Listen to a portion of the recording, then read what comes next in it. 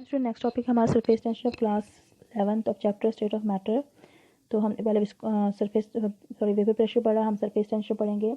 मतलब सरफेस पे जो टेंशन होगी मॉलिक्यूल्स की उसे बोलेंगे सरफेस टेंशन। तो ये प्रॉपर्टी है लिक्विड की जिसमें क्या होती है इंटरमॉलिक्यूलर फोर्सेस लिंक्ड होती हैं। इनफैक्ट द मॉलिक्यूल जो होते हैं सरफेस पे वो बिहेव करते हैं डिफरेंट जो बीच में होते हैं। मतलब ऊपर की जो फोर्स होगी वो अलग होगी, नीचे की फोर्स अलग होगी। जैसे यहाँ पे देखिए, यहाँ पे ऊपर का मॉलिक्यूल जो है उसको सिर्फ क्या नीचे से फोर्स लग रही है और जो बीच में है उसको हर तरफ से फोर्स लग रही है, तो वहाँ उसका स्टेबल है। मगर जो ऊपर वाला मॉलिक्यूल्स है उसको नीचे से फोर्स लग रही है, इसलिए वो नीचे की तरफ हो जाता है। इसलिए जब आप पानी देखते हो किसी गिलास में तो वो एक कनकेव सा बनाता है।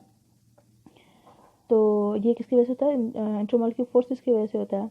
तो जैसे हम एग्जांपल ले लेते हैं, एक लिक्विड हमने कंटेनर में रखा हुआ है। तो मॉलिक्यूल ए जो है वो सेंटर में है। यहाँ देखिए मॉलिक्यूल ए सेंटर में है, वो अट्रैक्ट हो रहा है इक्वली इन ऑल डायरेक्शन। उसको हर तरफ से फोर्सेस लग रही है मॉलिक्यूल्स की। और जो बी है जो सरफेस पे है उसको सिर्फ नीचे की तरफ से फोर्स लग रही हैं। तो मॉलिक्यूल बी जो है वो उस पर ज़्यादा प्रेशर है एज़ कम्पेयर टू मॉलिक्यूल ए। तो उसकी वजह से क्या है वो नीचे की तरफ थोड़ा क्या हो जाएगा, थोड़ा नीचे की तरफ पुल हो जाएगा। तो जो उस पर एक मॉलिक्यूल की वजह से टेंशन बनी हुई है उसको बोलेंगे सरफेस टेंशन। और इसकी वजह से थोड़ा नीचे की तरफ हो जाएगा तो surface area of liquid is reduce to minimum. तो उसका सरफेस एरिया क्या हो जाएगा, कम हो जाएगा। और लिक्विड क्या होगा, वो स्फेरिकल बनने की कोशिश करेगा। ऐसे ही जो जैसे मॉलिक्यूल है जो नीचे पड़ा हुआ है तो वो क्या करेगा, उसको हर तरफ से फोर्स लग रही है तो वो स्फेरिकल शेप बना लेता है, क्योंकि उसमें मिनिमम सरफेस एरिया बनेगा उसकी वजह से। तो सरफेस टेंशन को हम डिफाइन कर सकते हैं, जो फोर्स एक्ट कर रही हैं at right angle to surface along. मतलब उसको राइट एंगल से जो फोर्स लग रही हैं उसे बोलेंगे, फोर्स लग रही हैं परपेंडिकुलर मॉलिक्यूल्स को, तो उसे बोलेंगे सरफेस टेंशन। अब इसकी यूनिट जो है सरफेस टेंशन की वो 9/सेंटीमीटर बोल सकते हैं, या इसकी बोल सकते हैं न्यूटन पर मीटर। तो सरफेस टेंशन वाटर की हो जाती है वो 72.75 इंटू 10⁻³ न्यूटन पर मीटर है।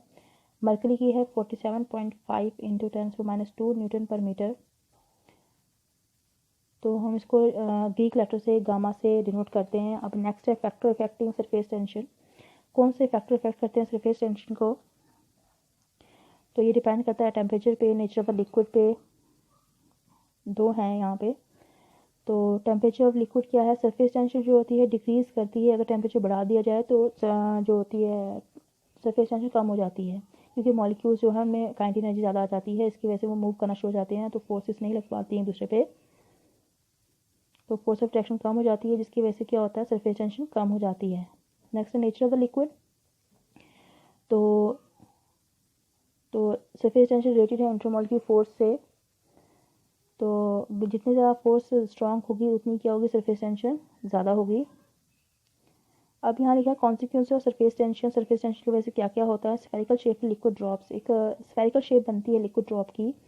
स्फेरिकल शेप जो लिक्विड ड्रॉप की होती है किसकी वजह से होती है, सरफेस टेंशन की वजह से होती है। सरफेस टेंशन जो क्या करता है वो रिड्यूस करता है सरफेस एरिया लिक्विड का, मिनिमम से मिनिमम करने की कोशिश करता है। तो स्फीयर जो है उसका मिनिमम एरिया बन जाता है, जिसकी वजह से वो स्फीयर हो जाता है, उसी में सारा वॉल्यूम आ जाता है। इसलिए हम ये बोलते हैं लिक्विड ड्रॉप क्या होती हैं, वो स्फेरिकल होती हैं सरफेस टेंशन की वजह से, क्योंकि वो उसको क्या करते हैं मॉलिक्यूल्स अंदर की तरफ खींचते हैं सारे मॉलिक्यूल्स को, जिसकी वजह से वो स्फेरिकल हो जाता है। नेक्स्ट है कैपिलरी एक्शन। तो कैपिलरी एक्शन में उन्होंने बोला है कि जब हम कैपिलरी ट्यूब को किस में करेंगे, लिक्विड में जब हम कैपिलरी ट्यूब में लिक्विड डालेंगे तो वो क्या हो जाता है, ग्लास को वेट कर देता है, तो लिक्विड राइज हो जाता है वह कैपिलरी में। लिक्विड राइज हो जाता है कुछ हाइट तक और वहीं पे रुक जाता है। तो राइज जो होता है लिक्विड कैपिलरी ट्यूब में उसे बोलते हैं कैपिलरी एक्शन। और ये क्यों होता है, सरफेस टेंशन की वजह से होता है, क्योंकि इन जो मॉलिक्यूल्स जो उसमें जाते हैं उसको ऊपर की तरफ खींचते हैं, तो इसलिए वो ऊपर की तरफ चल जाते हैं। तो वाटर जो होता है अर्थ सरफेस में वो राइज करता है, प्लांट में भी इसी तरीके से कैपिलरी एक्शन से रूट से ऊपर की तरफ।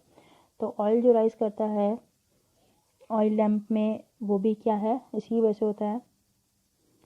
तो किसी भी पेपर में जब पानी ऊपर जाता है तो वो भी इसकी वजह से होता है। तो ये हो गया सरफेस टेंशन।